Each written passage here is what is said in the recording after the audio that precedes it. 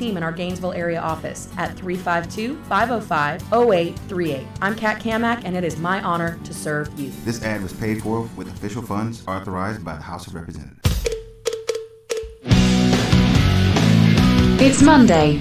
Not sure how you did it, but you actually survived an entire 2 days without hearing from Tom. Good job to you. And once again, good luck. Welcome back. As we talk to former state representative, former county commissioner, Charlie, now that you're here, 16 years, long time, dude. County The warm Commission, weather State deals House, just keep getting long better time at to be Bob Wine's Camellia doing Gardens in Ocala. This business week of we people. start with 3 super Now you're hot back doing the BOGOs. business of Stone Gorgeous Patrol. hydrangea, big number 5 size, buy one, get one free. Is it something Looking for that elephant ears? you catch Well, yourself Bob sometimes Wines has thinking, them also "Man, on that's BOGOs. Plus, you can mix or match or from a have you great done your selection time, of flowering you're glad shrubs. you did it, Also, you're glad buy you're back one, home, get one free. concentrate on stuff Now, close check to around for new, much lower price tags all around this 5-acre superstore this week. Crepe myrtles, come and get them for as low as $4.99. And Bob's favorite, red cluster bottle brush. Not $29.99, but $19.99. And all azaleas, hundreds of them, are marked down by 50%.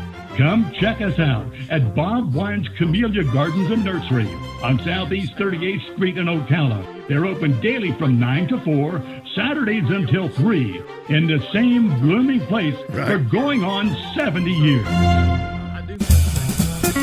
Hello, I'm Mark Sears with Regency Printing. With over 10 years in the printing business, I know you'll find Regency Printing the place for all your local printing needs. Plus, I have fax services, mailbox rentals, notary service, U.S. mail, pack and ship, all at one convenient location, 2375 Northeast 25th Avenue. Just look for the yellow signs. Regency Printing, 789-6683. That's 789-6683. Regency Printing.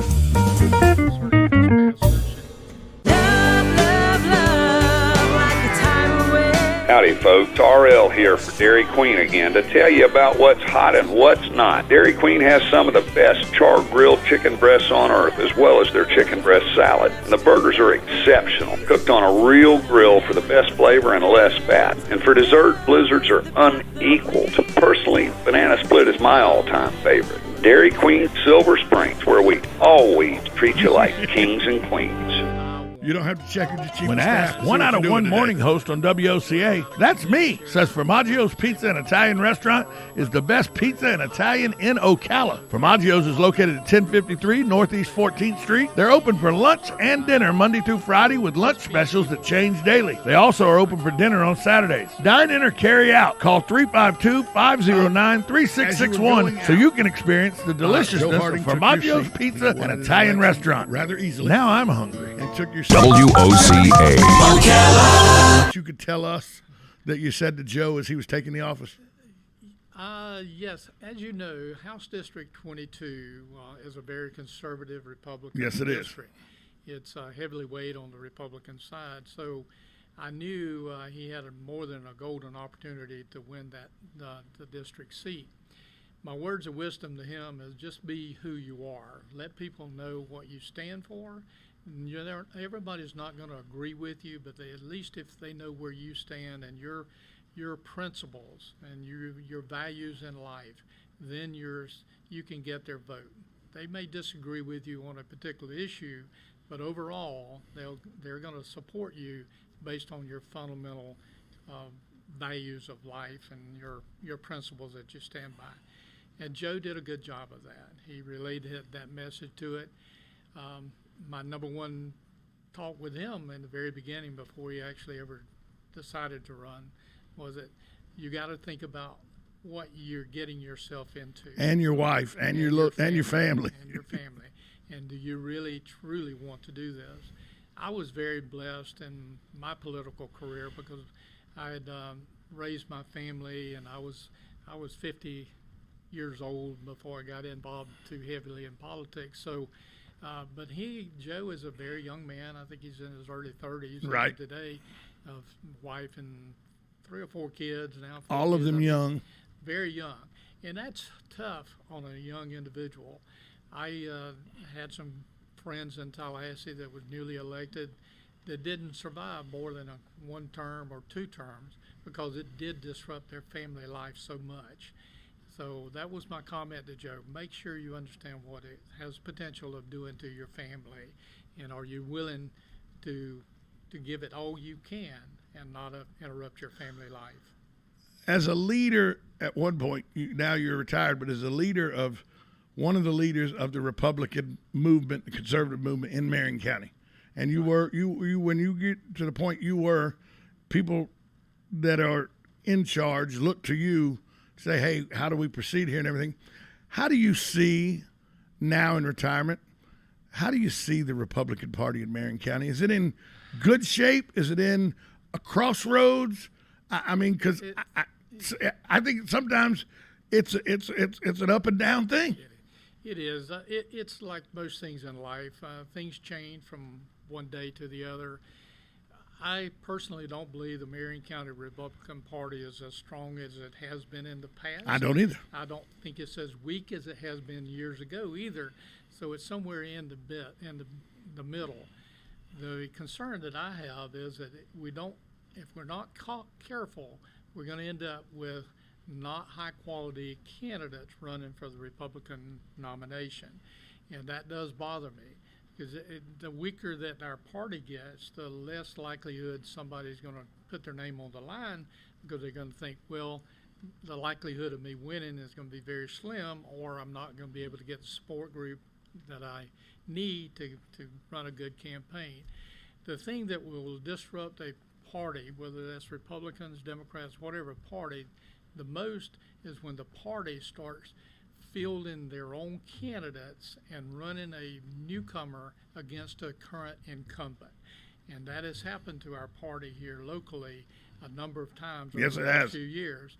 And that's the sign of a party getting weaker when they do that. So my concern is that if we're not careful, we could end up losing the majority control in Marion County as being Republican. So I'm going to do everything I can to prevent that. But 10 years ago, if you'd have said that, I said, Charlie Stone, you've lost your mind. You might need counseling. But now I think you're spot on. I think we're at a very, very difficult time right now. And if the Republican Party doesn't do the things to create positions that make it the strongest party, it could end up going as the secondary party. And I don't want to see that. I thought you would never in a million years would I thought that 5 years ago that was even a possibility for Marion County. No, you're right, Tom. Neither did I. My first campaign actually was in the year 2000, and it wasn't successful. But in 2004, I campaigned, for 3 years before the actual election, the primary. And I can look at today's environment versus what I went through in 2004, and it's totally different. It was not unusual in 2004 for several Republican clubs throughout the county to invite you, to get you there to socialize, and they learn who you are. Then they become part of your team. They will actually help you get your message out. Today, there's one of two things are happening. The Republican Party, the other parties besides the executive committee, they've lost some of their strength. When you're talking about parties being in a gated community, they have a golden opportunity to be very, very strong, or they have an opportunity to sit on the sidelines and let the other party gain ground. And we're at that point now where some of our remote parties are not as strong as they were at one time, and that's going to hurt the candidates in the future. I couldn't agree more. I think that we're at a crossroads, and the next 4 or 5 months, hell, the next month with the nonpartisan elections in the city, could go a long way in shaping the Republican Party for the very near future and maybe the long-term future in our county. Let me ask you, Charlie, now that you're home and you're taking in the Marion County and all, do you see some things that as you come back and you hadn't been, you live here and everything, have you seen some things that you went, wow, the good that is happening in our county? Because Kathy Bryant says it, we live in the best of the 67 counties in the state of Florida. I agree with her. But things like in your neighborhood, the World Equestrian Center. I was out there this weekend for an expo. An amazing place that's going to generate a lot of revenue for our county. You got the Riley Center, which is a top-notch orchestra facility. You got things like the museum and OCT, Ocala Civic Theater, and all that are as good as they ever have been. When you come back and now you get to look around and take a minute to just look around and see, are you excited for our community and our county? I am, Tom. I'm a firm believer that Marion County's best days are ahead of us, and I think that we have grown in the proper way for the last 20 years or plus. That has always been a challenge, is how do you manage growth so that it is beneficial and not detrimental to your community? Because you and I can say, well, we think we need to grow in this area, but there's going to be hundreds of other people that say, no, you don't need to do that. That's going to destroy our character as Marion County. But I will say this, Tom, I'm at the point in my life now where I can see some things that are coming into being now that I actually worked on when I was on the county commission. And it's 16 years ago. It's exciting and it's fulfilling to see. Well, I'll give you a good example. The 489 property where to see it almost full. See it built out. Well, I was the county liaison that put that deal together between the property owner, the developer, the city of Ocala, and the county. And I spent many hours, and we went through reams and reams of paper trying to come up with a three-party agreement that would be good for all the parties. Well, it was kind of a dream in a way, but to see it built out is just so exciting to know that, and that's the type of growth that the county needs. Well, it got us out of we were a real estate and horse industry. Exactly. And when the bubble burst in 2008, we burst right there with it. We did. Tom, I was on the commission whenever we were reviewing our comprehensive land use plan, and I looked through it from page 1 all the way to the end, and there was not a single property in the whole county that was identified as a commerce center. Right. Not a one. Lot. So I took that as a challenge. We've got to change that. We've got to welcome businesses. We can't have our whole economy built on residential building growth, and so we need steady jobs year round. So I made it a point to become very knowledgeable in our comprehensive land use plan, and through few others, we started getting the ball rolling and doing that. And before I left the commission in 2012, we had identified, 6 or 8 different locations, all the way from north all the way to the south end, Bellevue area. And that made a big difference, because now people that wanted to come to this is a hub. This is a Of course it is. With 441, 301, I-75, you can get to either coast within an hour.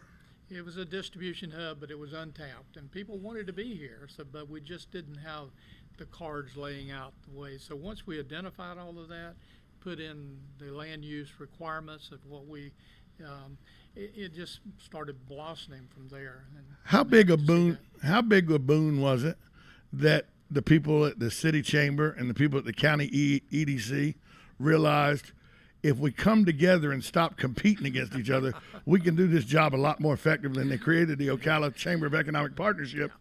And how big a deal was those two combining towards the advancement of things like the 489 project and everything here in Marion County? It was a big change. I went through that. I was a member of the Chamber of Commerce. I was not a member of the EDC.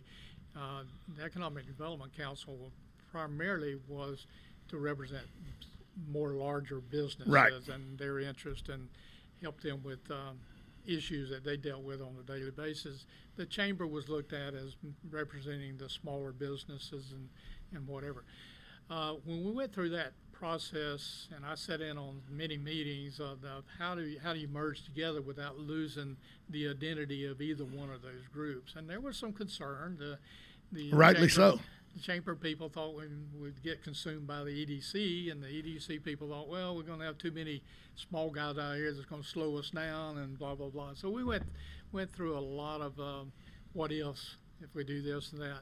But it actually turned out to be a heaven sent, a God sent, that we do have an effective CEP now that doing the right thing and helping develop things like the 489 property, because they're usually the first contact that a developer looks out to. Is they rather go to an identity like the CEP than to call a county administrator and try to get what's going on in the county. They'd rather hear it from a private person like the CEP does. So it's been very beneficial. I think that one of the undersold things that don't get talked about near as much is the power plant business incubator. It does. There are now. I was one of the last graduates that have graduated last year. I think there's 24, 25 small businesses have all graduated. Out of those 24, 25, all but one still in existence. Yeah. And one of them actually moved its home offices from Ocala to Tampa and is now doing healthcare in the Alachua County, Marion County, Citrus County, Pasco County, Hillsborough County, and Pinellas County. Everything south. Everything in that area employs over 900 people now in the medical field, and it started in a one-room office at the Power Plant Business Incubator, and still employs over 300 employees right here in Marion County. It is. It's a very, very good program. I was on board with it in the beginning when they talked about the concept of doing that, and I thought the county should play a part in helping that. The only one not attached to a school, by the way. That's right. All incubators are attached to universities except for the Ocala Power Plant Business Incubator. Yeah. It's run by the CEP. CEP, which is the best place for it, in my opinion. Well, they know business better than I do. And they help you so much with QuickBooks and how to get business plans written. There's a wealth of knowledge there and a price that helps a small business not go bankrupt just in overhead. Yeah. Well, you know, Tom, it's always challenging to start a new business. The first 2 years is always the worst 2 years that you can have in a business. So if you got some helping hands to help you during that process, your success rate is definitely going to be better. So now the family's not out of politics. No. I work at the pleasure of Commissioner Stone. I'm on I work at the pleasure of Missing County Commissioner Michelle Stone as well. I'm her choice for the Marion County Historical Commission. Correct. She's also now appointing me to the new litter the task force that they're doing. So I work. When she calls me and says, "Hey Tom, can you?" I go, "When do I need to be there, Michelle?" But with that though, as husband and wife, and you've had quite a bit of experience at the county commission, does she come to you, and do you and her have discussions about the wisdom that you have, not about particular decisions, but how to handle situations, how to look at them, how to start doing the investigation into them? We do have conversations, and I think my knowledge of our past events, past history of Marion County has benefited her, because if they're facing an issue or something that they're considering doing, my advice to her is always go back and see, has this been addressed before? Chances are we've talked about it before. We've talked about it before, and what was the do's and the don'ts at that particular time. Doesn't necessarily mean it's not ready for bringing back to the table, but let's go back and see what has happened. So yes, I'm a pretty good resource for helping her with those past events, past things that the county has gotten involved in. I never really try to tell her how she should stand on an issue. I don't think that'd work anyway. That wouldn't work. She would let me know. She'd tell you, Charlie, I can make my own decisions. I got this, Charlie, and she does. But I'm very helpful, I think, in pointing out, well, this is what happened back in 2008 or something like that, and so that kind of opens the door for her to look at past and see if it needs to be brought up again.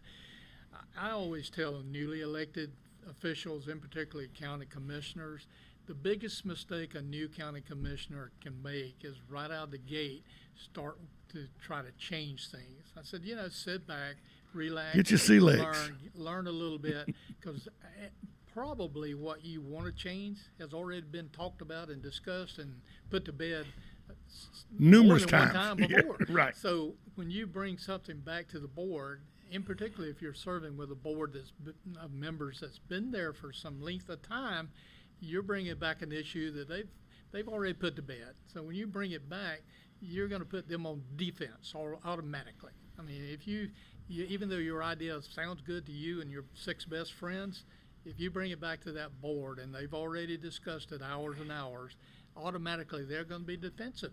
They're not going to come on board with you. So I caution newly elected people to just sit tight for a while. Is it strange to you, or is that just politics? That I've been critical when I'm critical of people. I don't care if it's city council, county commission. If I think something's done wrong, I point that out. And 2011, 2012, I didn't think the county commission was doing that good of a job. I thought the city council was doing a pretty good job. Yep. Now I think the county commission is probably doing some of the best work of the 20 years I've been in Marion County. City council, dumpster fire. So is that just politics that it goes in cycles like that? It does. It goes in cycles. When I was elected back in 2004 on the county commission, the city really did have the better program going.